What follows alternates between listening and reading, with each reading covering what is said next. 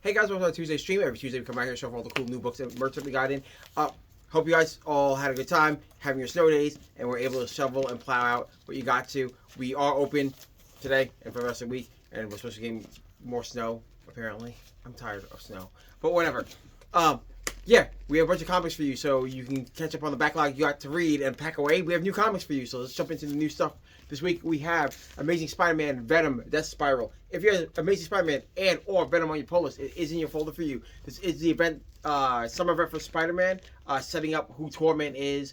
He's the gray-looking guy with spirals on his face. What that has to do with Carnage and Eddie and Pete, and what it all means and ties together for this really cool, weird murder mystery. And apparently Torment's someone we know. We don't know yet. There's like not really many hints yet. But it's really cool to find out who it is. But yeah, if you want a cool Spider-Man murder mystery, it starts here. It will be running in Amazing Spider-Man and in all new Venom, or just Venom, for the next 6 months. 9 months. It's a 9-part series, so 6 months. 6 months. So yeah, grab this. This is great. Also, if you want to try Spider-Man for the first time, this is a really cool jumping on point for Spider-Man. You just grab it from here and go forward. Next up is Murder Drones from Oni Press. Murder Drones is a YouTube web series, also on Amazon now. Really cool. The entirety of the first issue is the actual first episode of the series. I think the way the comic book's going to be laid out, it is every episode in a comic book form. Murder Drones is set in a far future in which humanity, we created a worker drone class of robots, and eventually humanity wiped itself out. But their kind of parent company was like, no, we don't want rogue AI, so they created these things called murder drones to hunt them down. It's really cool. They have really cool angelic appearances, but monster kill modes. Really cool. It's like Terminator meets I want to say Happy Tree Friends, if you guys get that reference, because I am old. Quiet you. Really cool. Hey, I know what it is. It's fair, because you're our internet child. Really cool book. If you really want cool dark sci-fi like Terminator mixed with cool dark comedy stuff, it's a fantastic book to grab. Next up is the new history of the DC Universe, the Dakota incident. This actually spins out of the new history of the DC Universe miniseries. This explains what happened to all the milestone stuff. I got to read this book early. It was really cool, and then they included an extra 5 pages in the back that we didn't get the preview, so it was really cool. I like what this is setting up. This puts the milestone characters back into the canon of the DC Universe where they rightfully belong. And yeah, it'd be really cool to see where they go forward from. There's a really big hint. If you are reading DCKO, you know one appearance. It kind of blends into this. If you're reading Batman Static Beyond, it kind of blends into this. It's really cool. I cannot wait to what they're about to do and set up. Man, it's really cool. Next up is the Peril of the Brutal Dark, an Ezra Kane mystery from DC Comics / Vertigo. That was a lot to say, but this is part of the new Vertigo line stuff. What's really cool about these books is that they are mature content books, completely independent. It's like DC's own indie line. Really cool. This one is if you mix Dick Tracy and Indiana Jones and really cool noir setup. Really great book. But it is that. It's a crime thriller. If you like crime books, if you like mysteries, it's a mix between this cool weird hidden secret society cult thing meeting this street smart roguish detective. It's a really cool idea. It plays well. It's very wordy, but again, it is a noir style book. So yeah, it's gonna have all that. But the action's dope. The art's dope. The story's cool. You should definitely grab this book and just try it out if you want something different to read.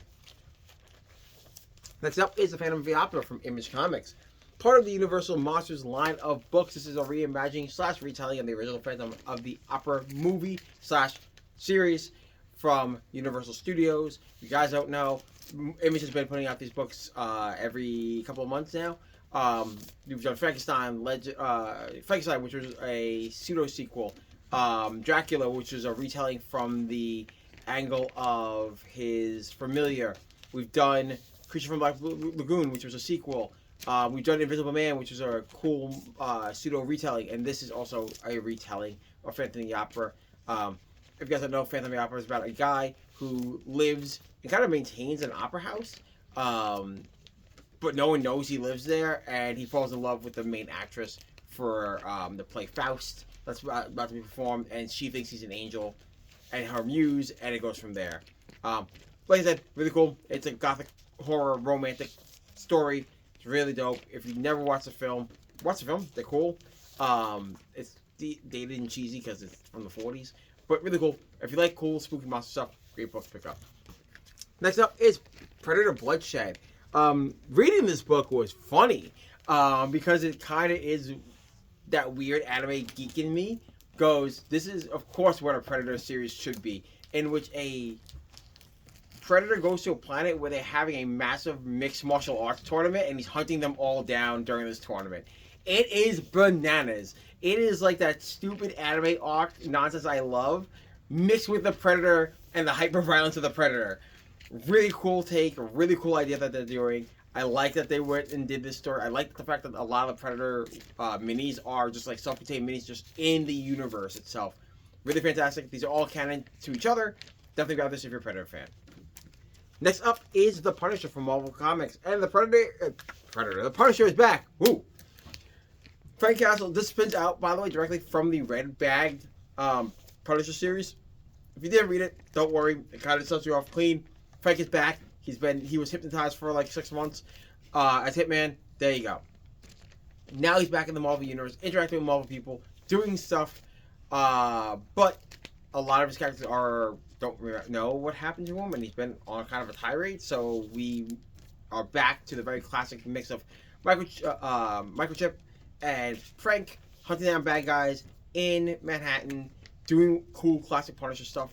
But there's something going on with Punisher that I don't want to spoil, but it's really cool as the chips lay and the story gets going, and I can't wait to see where it goes. Next up, and finally for our singles, we have The Rocketeer, The Island. Guys, if you don't know, Rocketeer was a movie created by Disney.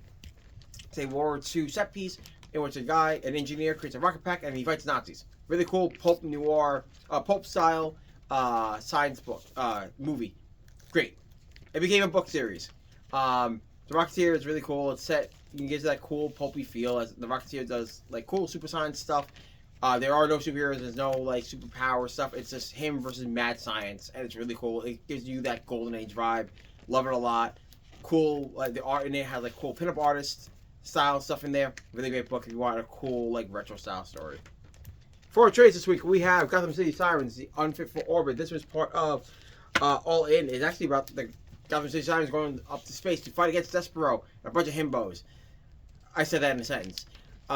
Really cool, funny really funny comedy book. It's Leah Williams at her finest.